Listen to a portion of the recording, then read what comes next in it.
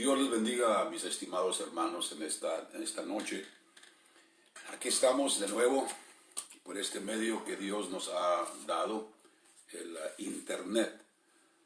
Y me he recordado de cada imperio que tenemos en la Biblia, 4 imperios que están relacionados con el pueblo de Israel, con el pueblo de Dios. Y el imperio babilónico, son 4, ¿se acuerdan? 4 imperios, 4 bestias, 4 reinos en el libro de Daniel. Y el primer reino era Babilonia, el segundo era Medos y Persa, y el tercero era el reino griego, y el cuarto era el imperio romano. Y el del romano prosigue la civilización occidental. Eso es Estados Unidos, Europa, y las dos piernas vienen del cuarto imperio, que son hoy el mundo occidental y el mundo oriental. 2 civilizaciones, un imperio mundial compuesto de la civilización occidental y la civilización oriental. Que por cierto, esta plaga salió de la civilización oriental, salió de China. Ahora, cada imperio eran imperios no religiosos ni piadosos, al contrario, eran imperios paganos. Sin embargo, vamos a mirar cómo Dios usa lo negativo para uso de él. El imperio, repito, Dios tiene un aspecto de cada imperio que él usó para el bien para sus propósitos y para el bien de su propio pueblo. El reino de Babilonia era un reino negro, un reino oscuro. Los consejeros del rey eran magos, astrólogos, brujos, hechiceros. Y en ese imperio oscuro, asesino, mortífero, Dios lo usó para preservar a su pueblo, Israel. La razón que estos reinos son prominentes es por causa de su relación con su pueblo, Israel. Porque hubo otros imperios, pero esos no están enfatizados o magnificados en la palabra de Dios. Sin embargo, estos sí. Mencioné 4: babilónico, medos persa, griego, romano. Y la cuarta bestia, el cuarto reino, dice que persevera hasta el final, hasta la segunda venida de Cristo. Bueno, si el imperio romano ya dejó de existir. Sin embargo, la civilización presente occidental, Europa, Estados Unidos, son hijas de Roma. Ahora dije, el primer imperio de Babilonia, ese fue utilizado por Dios, a pesar de que aún Babilonia representa confusión, pero aún de esa confusión terrible, de confusión cultural, confusión espiritual, confusión moral, de ahí Dios la usó para sus propósitos y la usó a Babilonia para preservar a su pueblo antes de que regresaran a Judá. Así que los utilizó para preservarlos, usó su poderío para tenerlos bajo su cuidado hasta que llegó el tiempo de salir. El siguiente imperio fue el reino Medos y Persa, también un reino pagano, netamente, completamente pagano.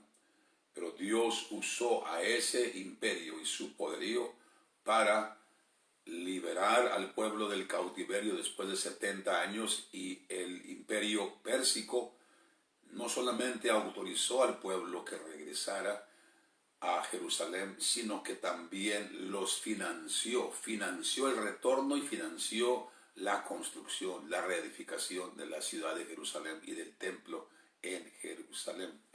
Dios usando a reinos paganos, todo a propósito para fin de su pueblo. El siguiente imperio fue el tercero, fue el reino griego. Y el reino griego fue el reino de la sabiduría de los griegos. Los grandes filósofos son de origen griego. Y los griegos, su distinción fue su sabiduría. Un imperio perverso, absolutamente perverso, corrompido, una inmoralidad terrible, una corrupción en los morales de ese imperio, el reino griego. Entonces, pero ¿qué es? Así como Dios usó el Babilonia para preservar a su pueblo y luego usó el Medos y Persa para regresar y financiar el retorno del pueblo a Judá y la reedificación de la casa de Dios. ¡Qué tremendo! Miramos ahí en Isaías 55, dijo el Señor: Ciro es mi pastor y él mi ungido, y él va a hacer como yo quiero que haga. Dios tocó el corazón, excitó el corazón de Ciro para que él favoreciera al pueblo de Israel. Y no nomás los despidió, no nomás le dio la autorización para regresar a casa después de 70 años, sino que también financió todo el trabajo que hicieron. El tercer reino griego corrompido, absolutamente corrompido. ¿Qué es lo que usó Dios para beneficio de su pueblo? El beneficio fue la lengua griega, que se convirtió durante el imperio griego. La lengua griega se convirtió en el lenguaje de todo el imperio, diferentes naciones, pero había una lengua nacional, una lengua internacional que era el griego, así como el inglés es ahora una nación potente. El inglés es la lengua del dinero, de las finanzas. Entonces el griego fue la lengua que dejó. Los griegos perversos, corrompidos, dejaron la lengua griega, y esa lengua griega fue la que Pablo pudo usar para predicar el evangelio a los gentiles, porque todos, aunque tenían diferentes dialectos y lenguajes, todos tenían una lengua común que había quedado desde que estuvo el imperio griego, y aunque ya fue derrotado por Roma, sin embargo quedó el impacto de muchas filosofías, muchas ideas, como también la lengua griega. Los originales manuscritos más antiguos que tenemos del Nuevo Testamento son manuscritos en el griego, el Nuevo Testamento. Entonces, ¿cómo usó Dios a una nación, a un imperio corrompido para beneficiar a su pueblo? Fue esto: Pablo pudo predicar en las diferentes naciones del mundo en griego y todos le entendían. Fue usado para promover y promulgar el evangelio de una nación perversa. Vamos a Roma ahora, el imperio romano, el de dientes de hierro, gran poderío militar, y su gobierno influenciado por los griegos también y muchas de sus filosofías. Ahora, ¿qué es lo que Dios usó a este imperio sanguinario, perdón, no sanguíneo, sino que sanguinario, a favor de su pueblo? Los romanos fueron los que tenían oprimidos el pueblo judío. Entonces, ¿cuál fue el beneficio? Y aquí está. El beneficio fue: los romanos eran grandes constructores de carreteras que conectaban todo el mundo, las naciones que estaban bajo su autoridad, bajo su poderío. Y esos caminos, grandes caminos conectando nación tras nación, y todos los caminos apuntaban hacia Roma. Entonces Pablo pudo viajar, por eso se facilitó sus viajes se facilitaron porque pudo viajar por las carreteras, así como las carreteras hoy en día, los highways, los freeways, las carreteras que existen hoy. Puede uno atravesar un país, y así también los romanos construyeron esas grandes carreteras, y que todas apuntaban hacia Roma y cubrían todo el imperio. Y fueron las carreteras que usó Pablo para ir y predicar el evangelio a los gentiles. Bueno, el imperio romano literal dejó de ser, pero que siguió por medio de las hijas, Europa Occidental y Estados Unidos, que es hija de Europa, como lo es Canadá también. Entonces son la extensión, la civilización occidental, son extensión de Roma, el cuarto imperio. ¿Y qué es lo que la corrupción hoy la pornografía, toda la corrupción, la perversidad, pervertidos hasta lo máximo. Sin embargo, Dios permite a favor de su pueblo que nosotros usemos la tecnología, este medio que estamos ahorita, que están los templos cerrados, pero aquí podemos comunicarnos porque estamos usando la tecnología que el mundo, el imperio, Estados Unidos, Canadá, todo el mundo occidental usan para 70% del internet es pornografía, basura, basuquia, es una corrupción terrible. Sin embargo, Dios ha tomado aquello y nos ha dado acceso para que podamos hablar y predicar, alertar, comunicarnos por medio de este medio. Así que aquí estamos comunicándonos, los templos están cerrados y ahora hemos llegado a esta gran crisis que sigue aumentando cada día. Sigue aumentando cada día. Me llamó hoy un hermano, mi amado, y me dijo: hermano, en esta ciudad, en California, está fea la cosa. Aquí trabaja una cuñada mía, dijo, en hospitales, enfermera, y dice que es triste. Los que mueren inmediatamente están quemando los cuerpos. Es algo que nunca se había visto. Están temiendo, están esperando. Las siguientes 2 semanas serán cruciales. Esta semana, la siguiente semana, estamos esperando. ¿Qué es lo que va a suceder? ¿Qué es lo que va a ocurrir? Hay temor, hay gran temor. México apenas está comenzando también ya a captar, a tomar pasos de prevención, pero no hay remedio, no hay medicina para en contra de este virus, en contra de esta plaga.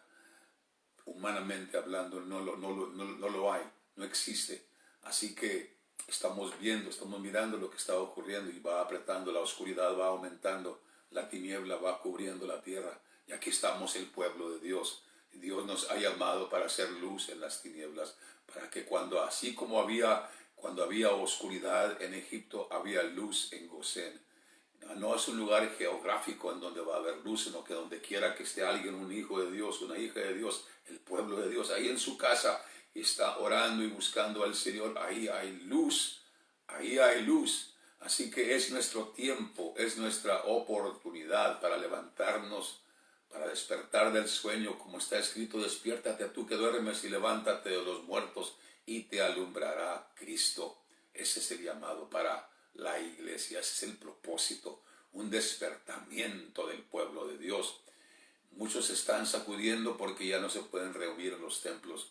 Yo digo a los pastores: no estén tristes, esta es una gran oportunidad para que el pueblo madure, va a madurar como nunca antes. El pueblo que está acostumbrado a ir al templo, el pastor predica, los músicos tocan, un ambiente bonito, gloria a Dios, qué bien, pero ahí no han madurado muchos, una multitud de cristianos, pero van a madurar ahora en esta crisis, en la casa.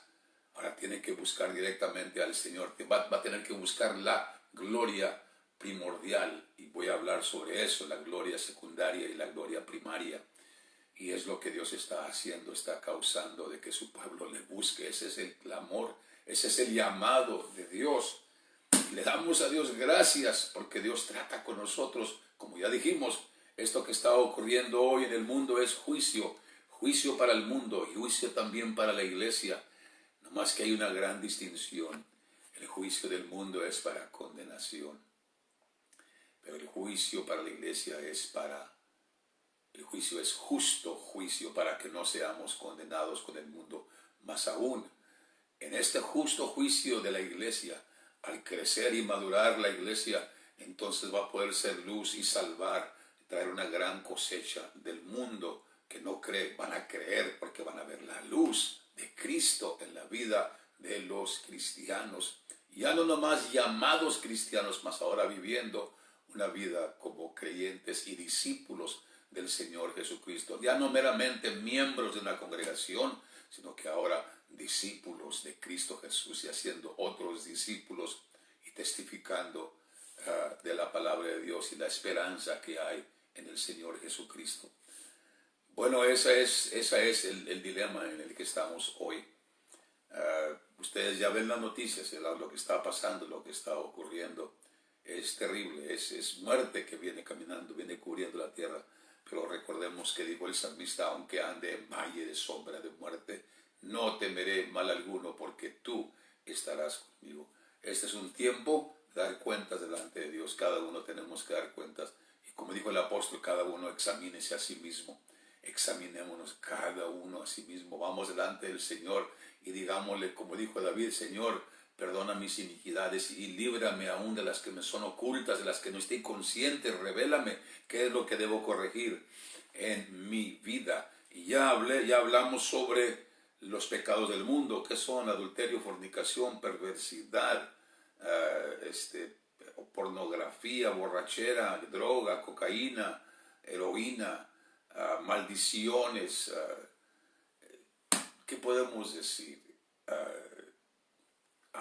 Cosas abominables, aborto, matrimonio del mismo sexo, la educación perversa, de la corrupción de miles de millones de niños en este país y en otros. Eso es el tráfico humano, el tráfico de niños, el uso de niños como objetos sexuales, el uso de niños para sacar sus órganos.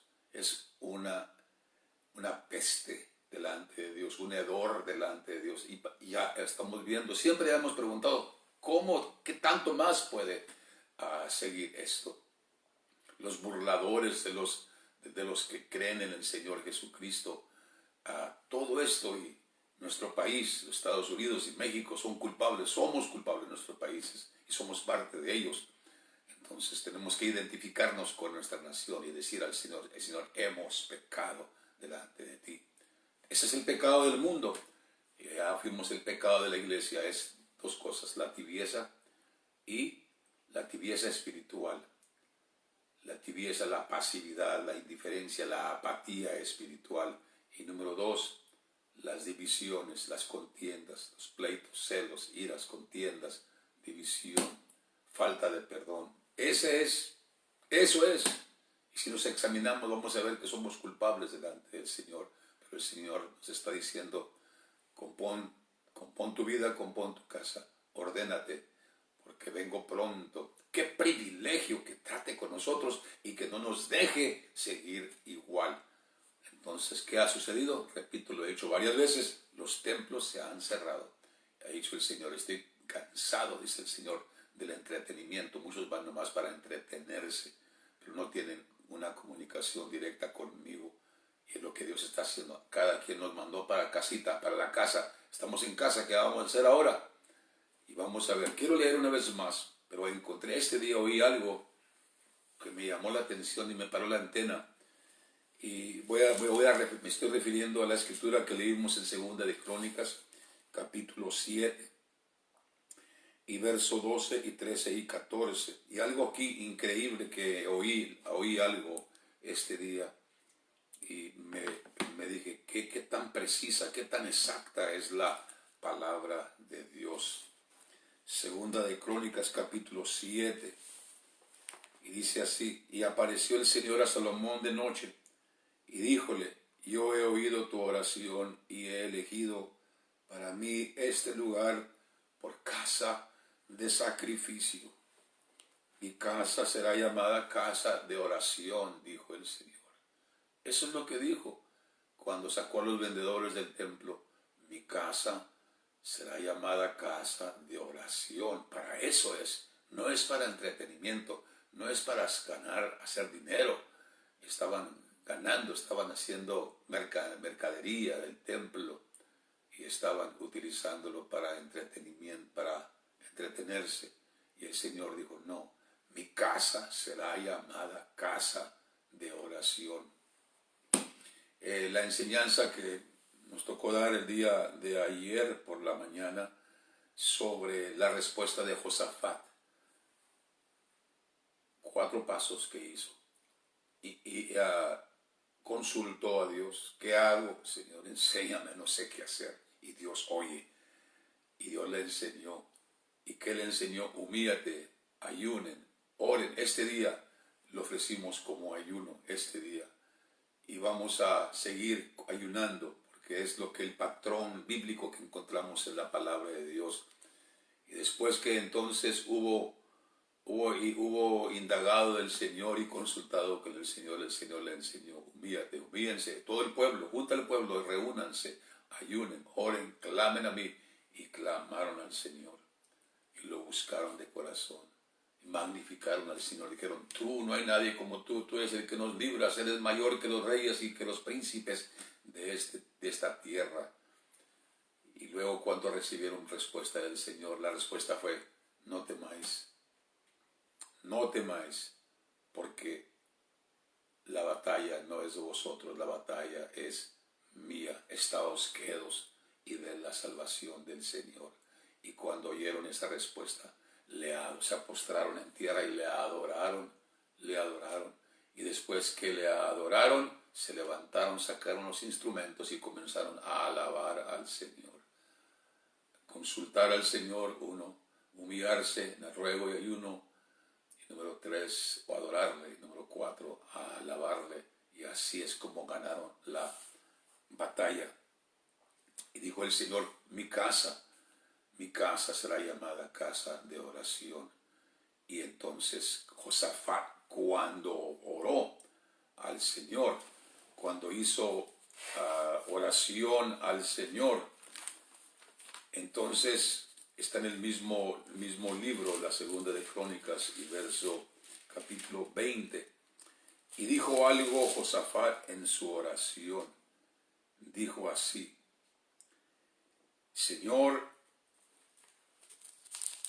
dijo, Dios nuestro, ¿no echaste tú los moradores de esta tierra delante de tu pueblo Israel y la diste a la simiente de Abraham, tu amigo, para siempre? ¿No nos diste esta tierra, Señor? Ahora nos quieren sacar.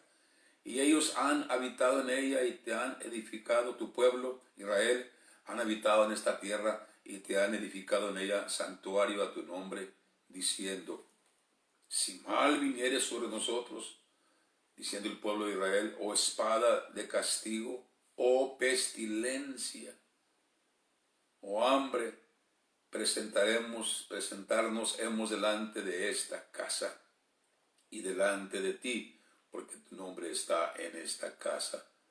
Y de nuestras tribulaciones clamaremos a ti, y tú nos oirás y salvarás.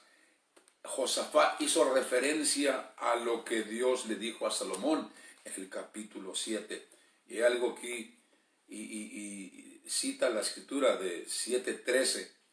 Vamos a leerla una vez más. Y entonces el Señor apareció al Señor a Salomón de noche y díjole, yo he oído tu oración y he elegido para mí este lugar por casa de sacrificio. Mi templo es casa, será llamada casa de oración. Y cuando se hace todo menos orar, entonces la casa no está sirviendo el propósito para la cual la hizo el Señor. Dijo, ok, se juntan y alaban y cantan y tienen conciertos. Y predican, se reúnen, comen juntos, pero no oran. No oran, no hay oración, no hay intercesores, es un remanente pequeño. Y no me refiero a la oración por la comida o la oración que hacen en el templo un ratito ahí por unos cuantos minutos, no. Mi casa será llamada casa, ahí se deben reunir los que oran en la casa de oración. Y cuando se reúnen los que oran y se juntan, suceden milagros. Me llamó la atención algo que el líder de Etiopía, el hermano de Gu, compartió con nosotros el año pasado en la conferencia mundial que ahora parece va a ser cancelada en el mes de mayo. Es solamente un milagro de Dios, la intervención de Dios. Pero dijo el hermano de Gu, que es el líder de más de 5 millones de etíopes, hermanos bautizados en el nombre de Cristo Jesús, llenos del Espíritu Santo, y es una iglesia de oración. De los 5 millones, quizás unos 3 millones y medio o 4 millones son intercesores. Es algo, un fenómeno espiritual. Y el hermano dio razón de todas las sanidades y milagros y cojos y ciegos que habían sanado en ese año. Miles. y dijo algo muy interesante, algo que me llamó la atención. No, nunca tuvimos cultos para orar por los enfermos, dijo. Nunca tuvimos campañas para orar para que hubiera milagros. Entonces preguntó alguien, pero ¿cómo entonces hubo tantos milagros? Y él dijo, los milagros suceden cuando el pueblo se reúne y tenemos nuestros cultos y alabamos y adoramos y oramos y predicamos. Ocurren, los cojos se levantan, los ciegos ven, los cancerosos son sanados. Dios obra milagros cuando se reúne un pueblo que ora, ya viene orado. Ya en sus casas estuvieron orando y cuando se reúnen explota la unción del Señor. Esa es la iglesia que el Señor quiere aquí. Y es lo que está hoy haciendo el Señor. Nos está empujando, nos está impulsando. Nos sacó de los edificios, ahora aquí estamos en casa. ¿Qué vamos a hacer? Pero aquí está. Quiero leer algo más que no había mencionado, o mencionar algo que no había dicho. Y luego dijo el Señor, aquí está esta casa. Si yo, menciona tres cosas. Si yo cerrare los cielos, que no haya lluvia. Y cuando no hay lluvia, está la tierra árida, seca. Y si mandare, número 1, y si mandare a la langosta que consuma la tierra, 2. 3, o si enviare pestilencia a mi pueblo. Hace unos cuantos meses hubo una gran quemazón por falta de lluvia en uno de los países occidentales, hijo también de Europa, de Estados Unidos, hija, Australia, la nación australiana. Hace unos cuantos meses una señal salió y son las tres tribulaciones o aflicciones que aquí menciona el Señor, los tres castigos.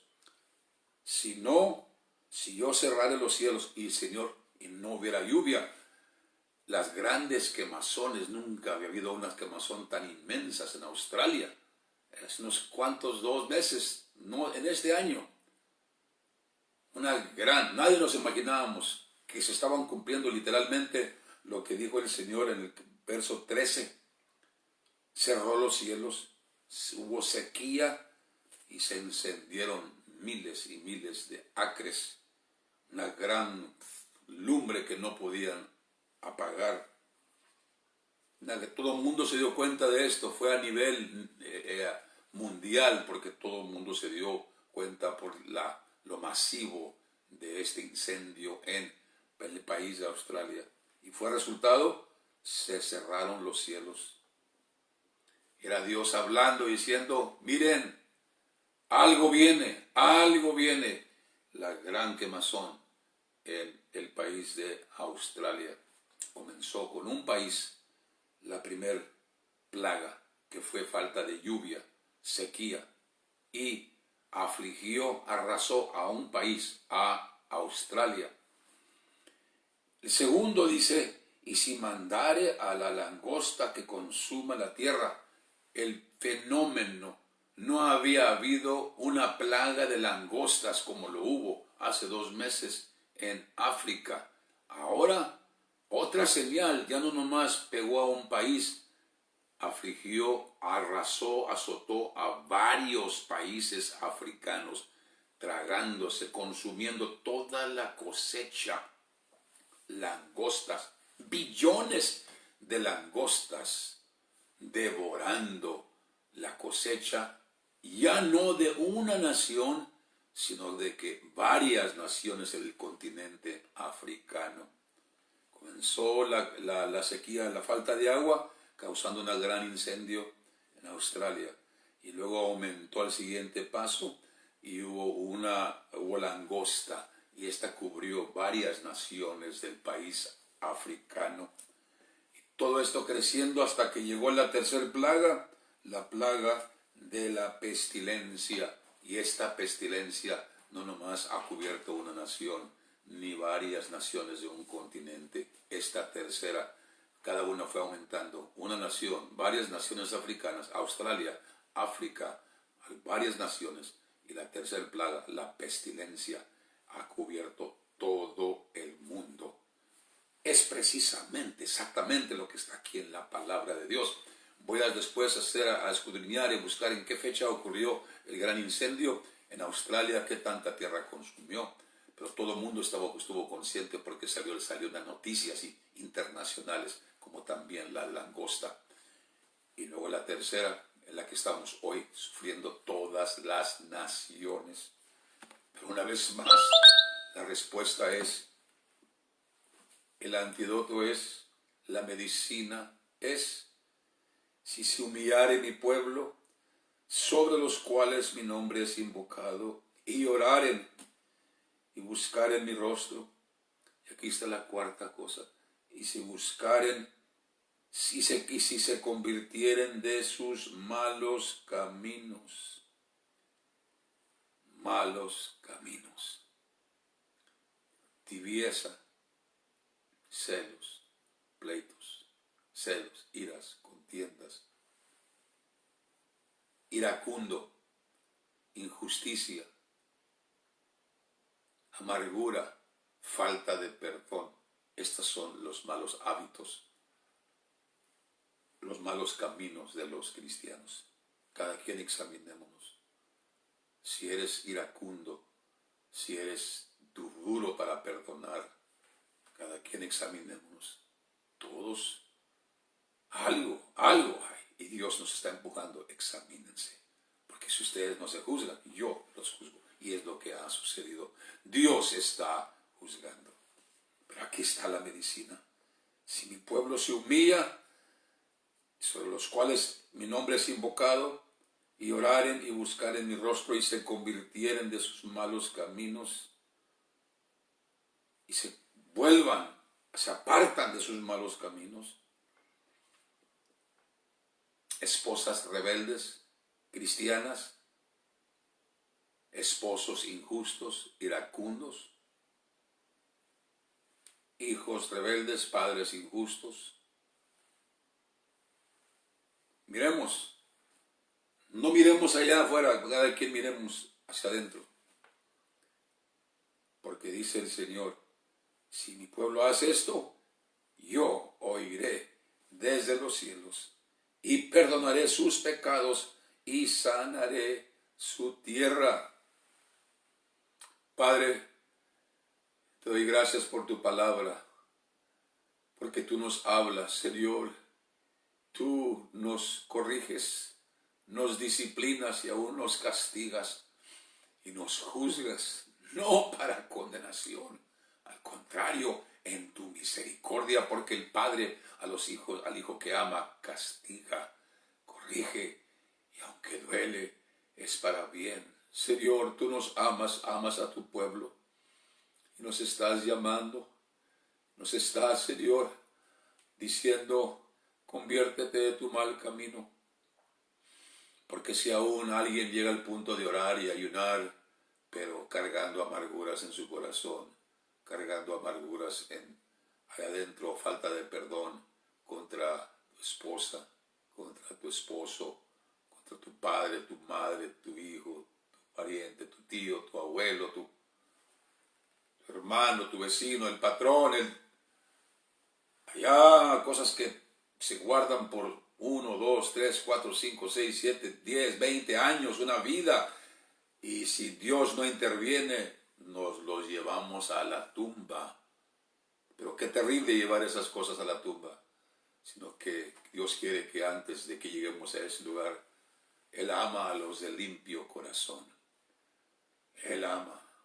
Dios, bienaventurados los de limpio corazón, porque ellos verán a Dios. Lo verán no solamente en su venida, sino que también lo verán en esta vida con los ojos espirituales y le aman sin conocerlo.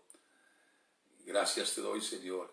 Declaro que tú abres, Señor, abre este corazón de mi hermano, abre los ojos, los oídos, abre nuestros corazones, Señor, para que recibamos tu amonestación, que es para vida. El mundo está esperando la medicina. El mundo está desesperado por el antídoto. El mundo está desesperado por la solución. y Dios nos la ha dado al humillarnos delante de Él.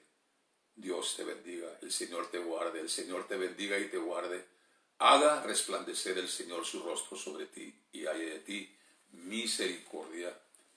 Nos vemos de nuevo mañana a las 10 de la mañana. Ya pudimos corregir, gracias a Dios, nuestro problema tecnológico. La técnica aquí nos está parando ya la cámara, gracias al Señor. También mañana a las 10 de la mañana, ahorita paro y en 5 minutos voy a entrar enseguida en inglés para compartir en inglés también la enseñanza. Dios les bendiga, les amamos en el Señor. Gloria a Dios.